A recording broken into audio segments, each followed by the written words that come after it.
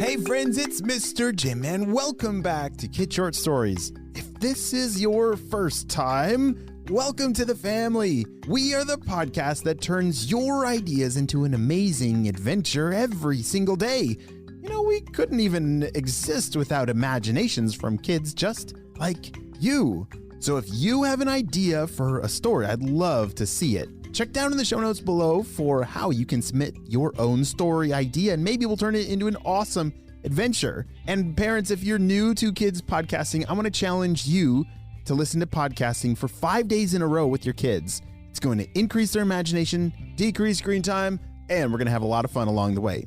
Are you guys ready for today's adventure? Me too, let's go!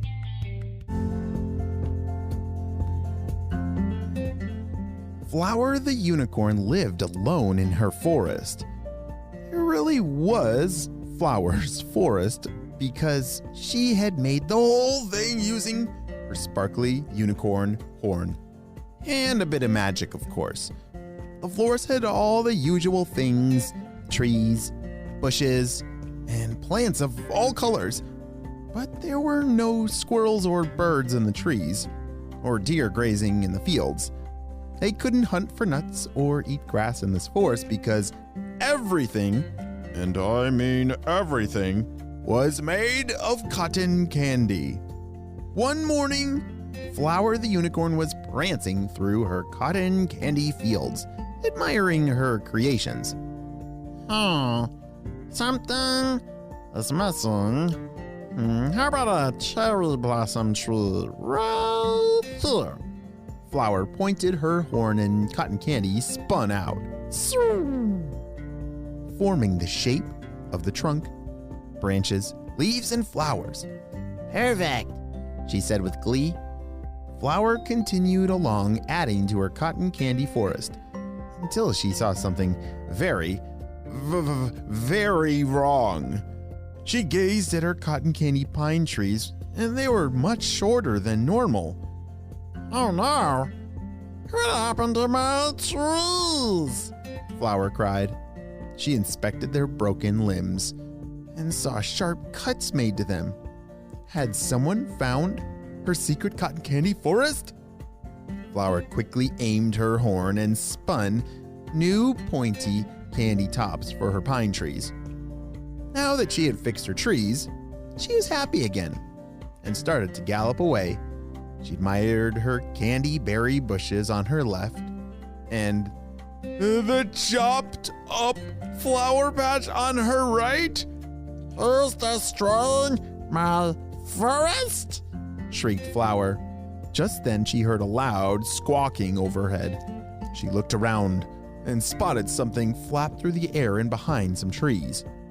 Quickly, Flower galloped after the squawking mystery chopper. Another squawk sounded up ahead. She was getting closer. She passed her willow tree and spotted a giant winged creature perched on a log. Hey, you! What are you doing in my forest? The winged creature turned around slowly. Flower saw its long, pointy beak and then its big, very big eyes. A pterodactyl. Like a real pterodactyl was staring right at her. It slowly opened its long beak and chomped the bush in half. Hey, stop eating my forest! Flower shouted, but the pterodactyl was already flying away. She followed under it, watching it make its way through to her cotton candy river. What? It even knew about the river. The pterodactyl flew low to the ground, opening its beak and scooping up all the blue cotton candy water in its path. Stop eating my river and my bushes and my flowers. No touches! Flower scolded the pterodactyl, but it kept flying until the whole river was gone. Then it landed on a large candy boulder. Flower aimed her horn at the pterodactyl, creating a cotton candy cage around it. Why did you make me do this? Why are you destroying my forest? She yelled. The pterodactyl looked at her and asked back, Why make things out of candy if you don't want anyone to eat them? It's delicious. Then it smiled at her. Just like this cage.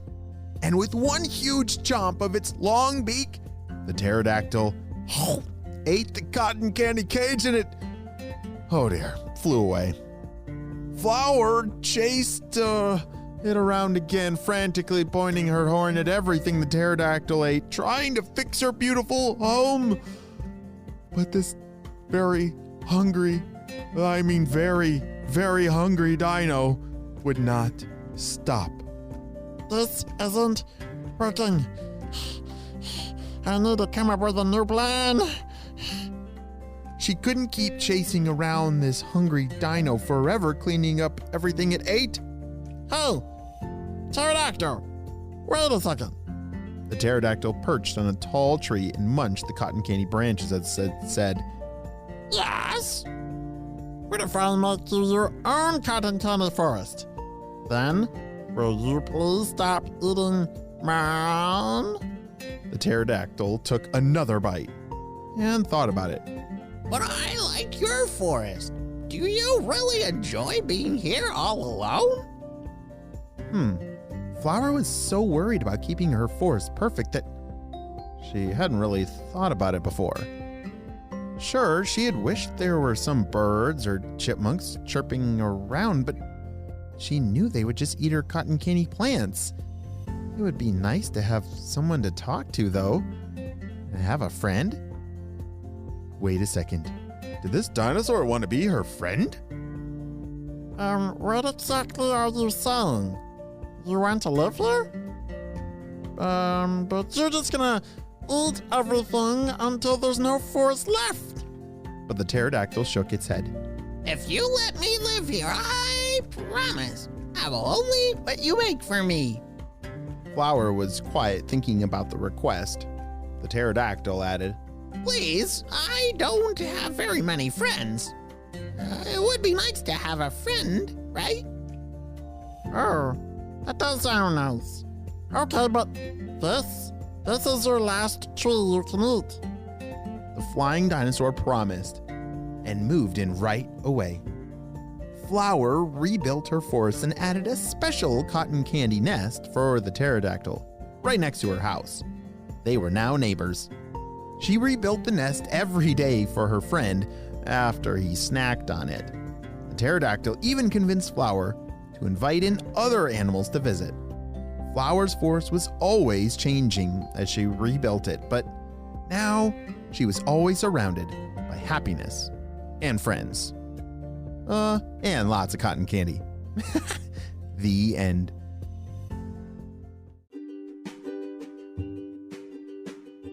Great job. You listened all the way to the end, and you know what time it is. It's time for kid shoutouts. Which, hold on a second. If you want your own kid shoutout, have your parents check down in the show notes below, and there's a form for you to fill out, and then I'll shout out your name on the show.